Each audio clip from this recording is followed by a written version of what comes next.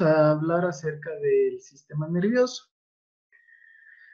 El sistema nervioso es un solo sistema, el cual es muy complejo de estudiarlo y por eso se lo divide. Se lo divide dependiendo de su estructura o de su función. Bueno, pero en sí el sistema nervioso se divide en dos, que es el sistema nervioso central y el sistema nervioso periférico. El sistema nervioso pesa más o menos unos 2 kilogramos y constituye alrededor del 3% de la masa corporal en un ser humano adulto. Ahora bien, dentro de la división, la primera, el sistema nervioso central analiza la información y emite las respuestas. Este se encuentra formado por un gran número de células. A estas células eh, se las llama neuronas. El sistema nervioso, bueno, para empezar, también debemos acotar que el sistema nervioso se encuentra formado por el encéfalo, la médula espinal y los nervios. Como estábamos diciendo, el sistema nervioso central nos permite dar las respuestas a diferentes estímulos. Se encuentra formado por unas células conocidas como neuronas. La neurona tiene su parte, aquí podemos ver una neurona. En el cuerpo celular de la neurona se encuentra un núcleo y las dendritas. En cambio, el axón se encuentra recubierto por una sustancia blanquecina que se conoce como mielina.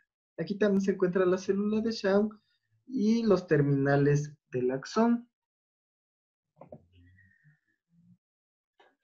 Sí, los cuerpos de las neuronas están formados de un color gris y sus axones son blanquecinos debido a la mielina que los recubre. Por ello, las zonas donde se acumulan los cuerpos neuronales se denominan sustancia gris y las zonas con axones sustancia blanca. El sistema nervioso central se distingue en dos centros nerviosos, el encéfalo y la médula espinal. El encéfalo se encuentra en el interior del cráneo, comprende el cerebro, el cerebelo y el tronco encefálico, y la médula espinal se encuentra en el interior de la columna vertebral. Esta es la vía de conexión entre el encéfalo y el resto del cuerpo. Ahora bien, todo el sistema nervioso central se encuentra recubierto por tres membranas. Estas tres membranas se las denomina meninges, separadas por un líquido conocido como el líquido cefalorraquídeo.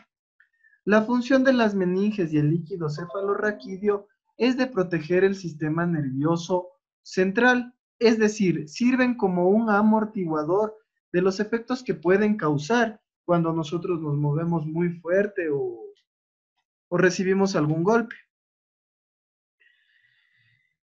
Bien, dentro del encéfalo, bueno, el cerebro, que es muy importante, obviamente, el cerebro se divide en dos mitades denominadas hemisferios.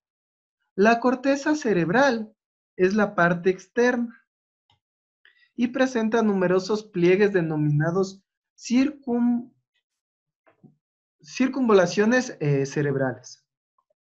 Aquí podemos ver, por ejemplo, cuáles son las circunvalaciones cerebrales, la corteza cerebral.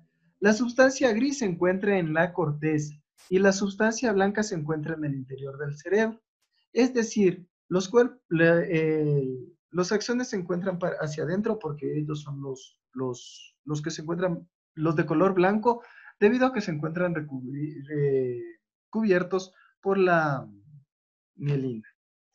Además, la corteza cerebral tiene diferentes secciones o cortezas en las cuales se les divide dependiendo de la función que vayan a cumplir, como por ejemplo la corteza sensorial, la corteza audiovisual, la corteza visual, la corteza motora.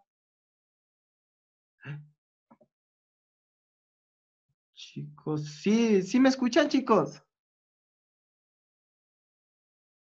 Sí, yo sí le escucho. Ah, ya, listo, chicos. Bueno, Sí, yo entonces, también hice. listo, chicos. Estas cortezas, como vemos en la gráfica, van a funcionar dependiendo de con qué órgano de los sentidos recibamos el impulso. Sí, por ejemplo, si recibimos un impulso visual o una imagen visual, se va a activar la corteza visual, o sea, mediante el órgano sensitivo para este serían obviamente los ojos, audiovisual los oídos. Sí, en motora es cuando la corteza motora es la que nos permite ya o nos ayuda a enviar la respuesta hacia a la respuesta ante un estímulo. Ahora bien, ese es el sistema nervioso central. El sistema nervioso periférico se encuentra formado por todos los nervios. Y como decíamos, es la conexión entre el sistema nervioso central y los demás órganos. Este sistema nervioso periférico consta de dos nervios, un nervio sensitivo y un nervio motor. Ahora bien, el nervio sensitivo, como podemos ver en la gráfica, es el que recibe el impulso nervioso y lo transfiere hacia el sistema nervioso central. Mientras que el nervio motor es aquel nervio que eh, lleva la respuesta desde el sistema nervioso central hacia el músculo o órgano que necesite la respuesta.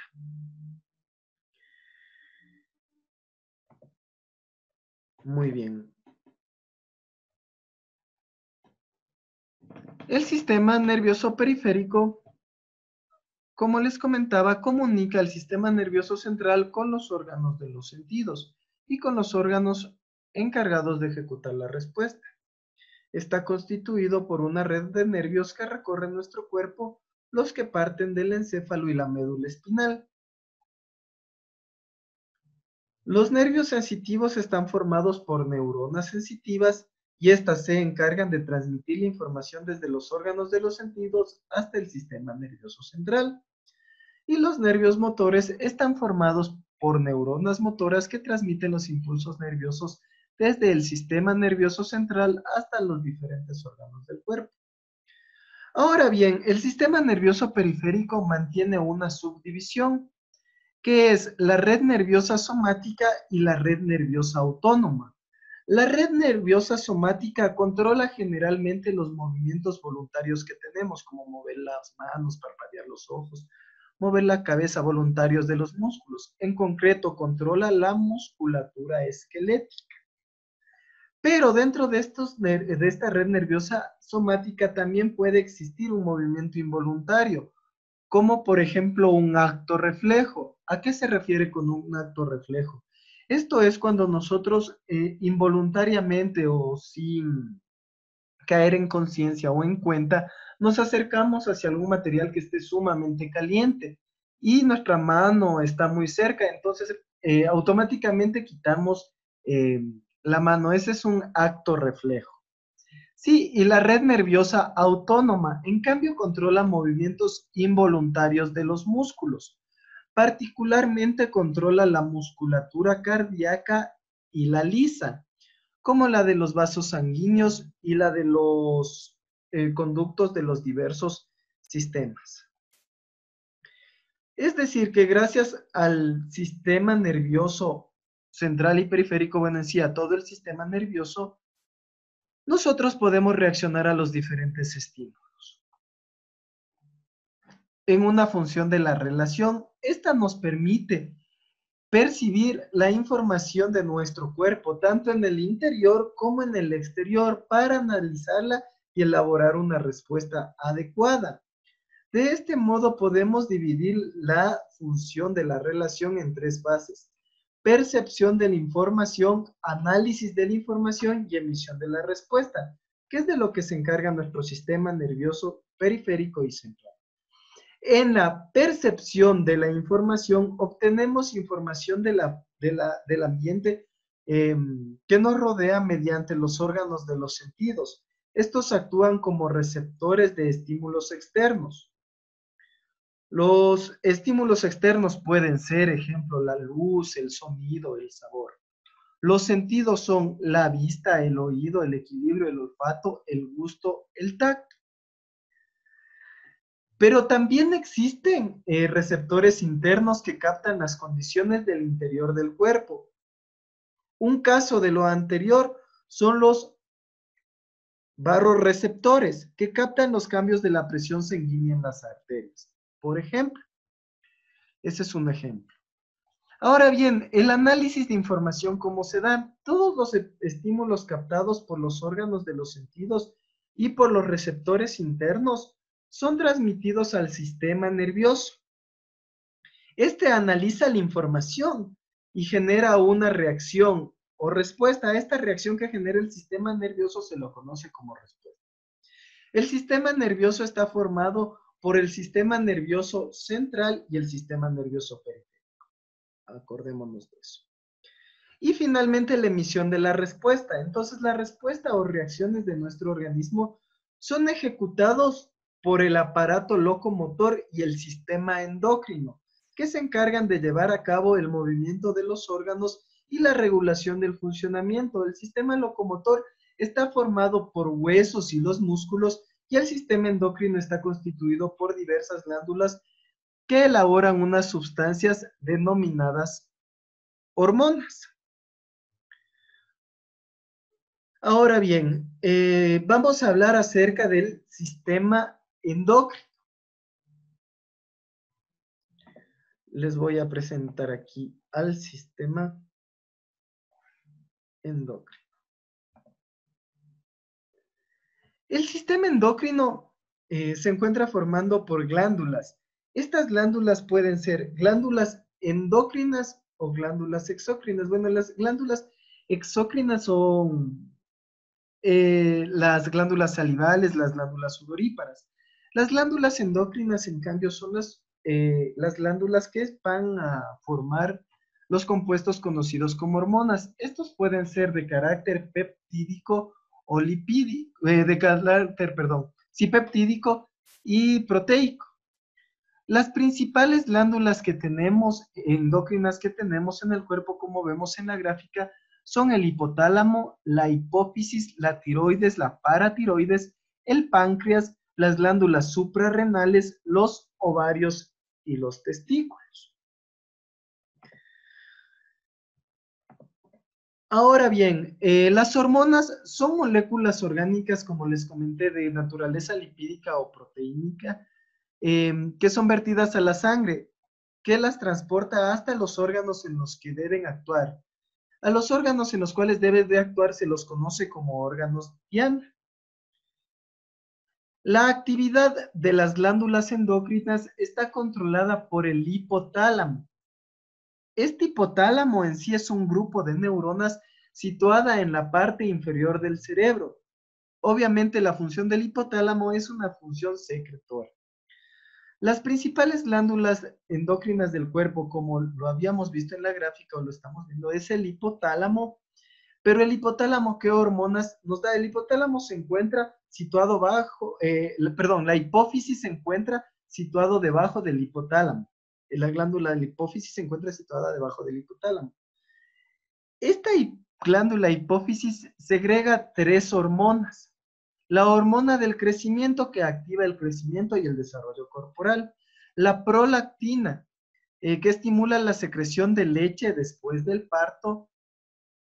La hormona folículo estimulante activa la producción de los gametos. Ahora bien, la glándula tiroides y paratiroides. La glándula tiroides, que se encuentra situado en la base de nuestro cuello, junto a la tráquea, segrega tiroxina, hormona que activa funciones celulares como la síntesis de proteínas, especialmente durante épocas de crecimiento. Ya saben que es muy importante la síntesis de proteínas, ya que es lo que nuestro cuerpo está formado prácticamente. El ADN contiene nuestra información genética. Mediante una traducción, empieza el ensamblaje de las proteínas, que nos van a formar y a ser como lo que realmente somos cada uno de nosotros. La glándula paratiroides es una pequeña glándula, en cambio, situada en la parte posterior de la tiroides. segrega la hormona paratiroidea que regula la formación de los huesos. La glándula del páncreas es una glándula que se encuentra anexa al sistema digestivo. El páncreas se encuentra situado a la altura de la cintura al lado izquierdo del cuerpo. El páncreas es demasiado importante debido a que en el páncreas segregan las hormonas como la insulina y el glucagón. Las glándulas suprarrenales que se encuentran situadas en la parte superior de los riñones o sobre los riñones en la corteza suprarrenal segregan la hormona cortisol que actúa en la degradación de proteínas y grasas y la adrenalina que prepara al cuerpo en una situación de alarma. Favorece el crecimiento del ritmo cardíaco, la activación del sistema nervioso central y la dilatación de pupilas. Los ovarios en las mujeres y los testículos en los hombres son los órganos productores de óvulos y espermatozoides.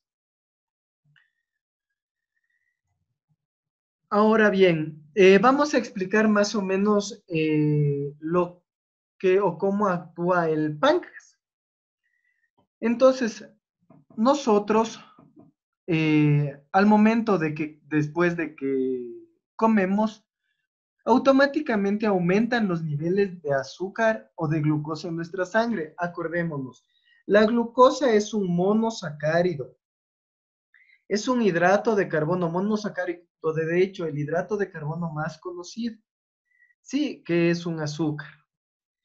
Los niveles de glucosa aumentan al comer. Esta variación del medio interno hace que el páncreas segregue insulina. Pero esta insulina lo que hace es que estimula la absorción de glucosa por parte de las células para que disminuya la concentración de la glucosa en la sangre. Ahora, ¿qué es lo que pasa cuando no comemos? Al contrario, cuando pasamos mucho tiempo, en cambio, sin comer, los niveles de glucosa en la sangre son muy bajos. Esta variación del medio interno hace que otras células del páncreas secreten la hormona glucagón. El glucagón facilita el paso a la sangre de la glucosa que se encuentra en la célula. Sí. La regulación de los niveles de glucosa en la sangre es un proceso viable gracias a la acción conjunta de diversas hormonas. Chicos, ¿hasta aquí tienen alguna pregunta? No les hay ninguna. No. Bueno, sigamos. Ya terminó.